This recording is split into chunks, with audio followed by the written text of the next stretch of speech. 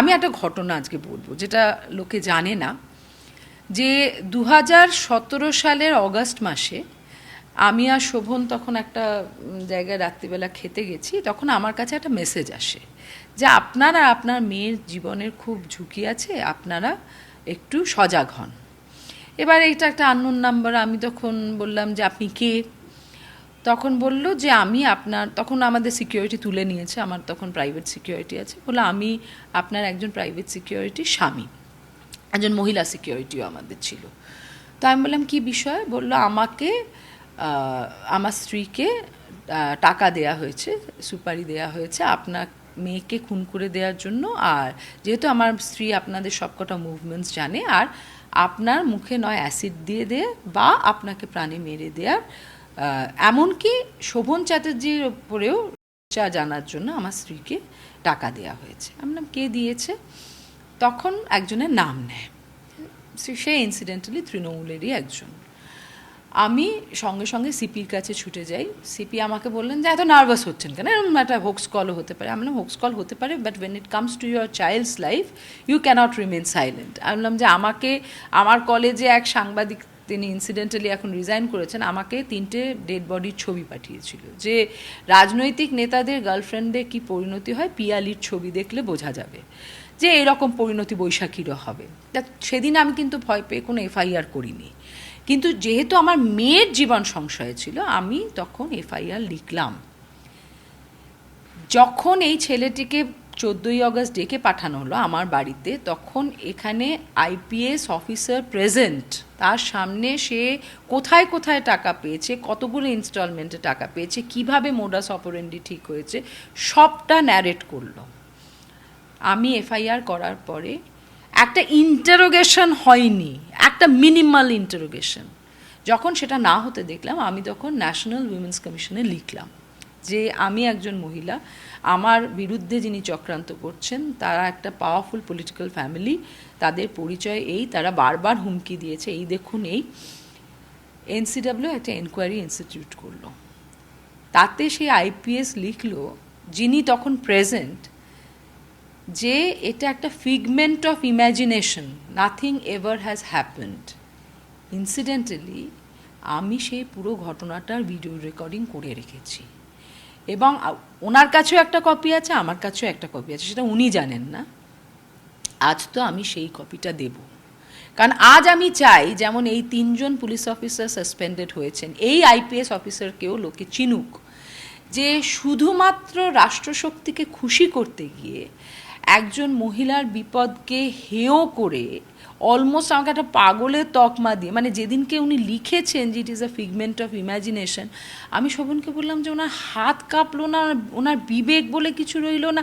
কারা IAS IPS হয়, they are the cream of the society. আমরা মানে কোনো রাজনৈতিক নেতা চাইলেও আইএস আইপিএস হতে পারবে না যদি না তার সেই ম্যাটেরিয়াল থাকে। তাহলে কাকে খুশি করতে গিয়ে এতটা মিথ্যাচার সেদিনকে করেছিল? আমি শুধু শিক্ষা দপ্তরের সেই সমস্ত ফাইলগুলো খুলব না সুমন, আমি রাষ্ট্রশক্তির দ্বারা যেখানে যেখানে নিপীড়িত হয়েছি আমি সেই সমস্ত চিঠিগুলো দেব, ইনক্লুডিং চিফ মিনিস্টারের দপ্তরে যতগুলো চিঠি পাঠানোর পরেও শুধু silence was the reply or more torture was the reply. আমার ক্ষেত্রে কী হয়েছে, একটা অ্যাট্রসিটি, তার যদি প্রতিবাদ করে থাকে মোর অ্যাট্রসিটি। এইটা একটা ওয়ে অফ লাইফ হয়ে দাঁড়িয়েছিল গত 10 বছর আমার কাছে। আমার মা 2 বছর আগে এই মে মাসেই মারা গেছেন। মারা যাওয়ার আগে পর্যন্ত আমার মার একটাই প্রশ্ন ছিল শোভনের কাছে, যে আমার মেয়ের এই পরিণতি হলো কেন। আমি আমার মাকে কোনো সদুত্তর দিতে পারিনি। আমার ইচ্ছে ছিল মার শেষ কাজটুকু আমার পিএফের টাকায় করব, সেটা আমি করতে পারিনি। আমার সে যন্ত্রণা কিন্তু যাওয়ার নয়, আর আমি সে যন্ত্রণার বিহিত করে ছাড়বো। আমার মেয়ের জন্য যেন এরকম কোনো পশ্চিমবঙ্গ ওয়েট না করে। সে যার সঙ্গেই মিশুক, যার সঙ্গেই থাকুক, সে যেন নির্ভয়ে থাকতে পারে। তার জন্য এটা না মনে হয় যে অমুকের গার্লফ্রেন্ড হওয়ার জন্য বা অমুকের স্ত্রী হওয়ার জন্য বা অমুকের লিভ ইন পার্টনার হওয়ার জন্য কালকে রাষ্ট্রশক্তি তোমার বিরুদ্ধে দাঁড়িয়ে তোমাকে একে একে একে একে এক একটা জায়গা থেকে কাটবে। তো সেই জায়গাটার জন্য আমি সেই দিনটার জন্য ওয়েট করেছিলাম, আজ সেই দিন এসেছে। এবং আমি বলবো যে এখন তৃণমূলের মানুষের উচিত যে নিজেদের পাপস্খলন করার, মানে আমি যাগযজ্ঞ করে পাপ স্খলন করায় বিশ্বাসী নই, কিন্তু যেসব মানুষের মানে আমার কাছে হচ্ছে যারা 20টা কনভয় করে ঘুরতো তাদের সিকিউরিটি তুলে দেওয়ার সাথে সাথে কত ভয় পেয়ে তারা ঘরের মধ্যে গুটিয়ে গেছে। আজ তৃণমূল কর্মীরা আমাদেরকে ফোন করে আমাদের বাড়িতে এসে আশ্রয় নিচ্ছে কেন? কেন যেসব নেতাদের জন্য তারা মিছিলে হেঁটেছিল তারা আজকে এসি ঘরে বসে থাকবে আর তারা মার খাবে? আমার কথা হচ্ছে রবীন্দ্রসঙ্গীত অনেক শুনেছেন, অনেক সভা অনেক কমিটি গঠন করেছেন, এবার মানুষের কাছে ফিরে যান। ওটাই আপনার ইউএসপি ছিল। আমি যখন এই আদালতে ওনাকে যেতে দেখলাম আর চোর চোর রব শুনছিলাম, আমার খালি মনে হলো যে এইসব বুদ্ধি কারা দিচ্ছে, যারা এতদিন তৃণমূলকে শুষে ওই আদালতে করে খেয়েছেন তারা আজকে ওই চোরটা শুনবেন কেন? মমতা বন্দ্যোপাধ্যায় শুনতে যাবেন? রং ডিসিশনস আফটার রং ডিসিশনস। মানে আমি এইটুকু বলবো যে এই যে এক সময় আমরা শুনলাম যে লোকসভার মুখ্য সচেতক পাল্টে গেল কারণ নারী বিদ্বেষী কিছু কথা বলছিল, তাহলে কি এতগুলো মাসে সেই বিদ্বেষী কথাগুলো আর বিদ্বেষী কথা নয়? আজকে কাকলি ঘোষ দস্তিদারকে কেন লিখতে হচ্ছে যে 4 দশকের আমি আনুগত্যের পুরস্কার পেলাম? এইভাবে প্রত্যেকটা জায়গায় আমার মনে হয় যে মিস্টেকস অ্যান্ড মোর মিস্টেকস এইগুলো আটকানো দরকার। যদি দলটাকে থাকতে হয়, দলটাকে যদি দলের মতো করে চলতে হয়, মানুষ আবার জুড়ে যাবে। আমি বলছি কোনো মানুষ মানুষের থেকে বিচ্ছিন্ন হয় না যদি তাদের মধ্যে বন্ধনটা ভালোবাসার থাকে। তো ভালোবাসাটা না জাগিয়ে ঘৃণা আর আরও অ্যারোগেন্স নিয়ে কথা বলবো, মানে আমি তো অবাক হয়ে যেতাম, বাচ্চা বাচ্চা ছেলেরা রাজনীতি করতে যায়, তো বাপকে ডাক, তো বাপকে বল। এটা কি ভাষা ছিল আমাদের? এটা কি রাজনীতির ল্যাঙ্গুয়েজ? আমরা কি তৈরি করছিলাম সৃষ্টি? মানে এক সময় নেহেরু এদের সব স্পিচ পড়তে আমাদের ভালো লাগতো, আর এখন এমন যে তোমাদের 10 বার শুধু বিপ চালাতে হয়, বিপ বিপ।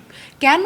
এটা কি রাজনৈতিক সংস্কৃতি? যারা ওই যে বলছিল না বিজেপি আসলেই সব সংস্কৃতি আমাদের ওলট পালট হয়ে যাবে, তারা নিজেরাই জানতো না যে সংস্কৃতিটা গত 15 বছর ধরে আমরা যে সংস্কৃতি বাংলার সংস্কৃতি বলে চালাচ্ছিলাম এটা বাংলার সংস্কৃতি ছিল না।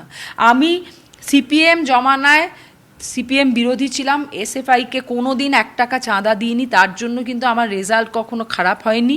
তার জন্য আমি নিজামুদ্দিনের বিরুদ্ধে এফআইআর করলে ওসি আগে ফোন করেনি যে এফআইআরটা কি নেব। আমি বুদ্ধদেব ভট্টাচার্যকে একটা দইয়ের ভাঁড় বাঁধার যে কাগজগুলো থাকে ওই সাদা কাগজে 30 পাতার চিঠি লিখেছিলাম যে আপনার দলের গুন্ডারা আমাকে কিছুতেই কলেজে ঢুকতে দিচ্ছে না। সেই চিঠি পাওয়ার আধ ঘন্টার মধ্যে আমাকে রাইটার্সে ডেকে সিএ টু সিএম বলেছিল যে আপনি এটা প্রপারলি ফ্রেম করে দিন, এবং বুদ্ধবাবু অনিল বিশ্বাস নিজে আমাকে এনশিওর করে কলেজে ঢুকিয়েছিল, knowing fully well I am anti CPM, আমি তৃণমূল করতাম।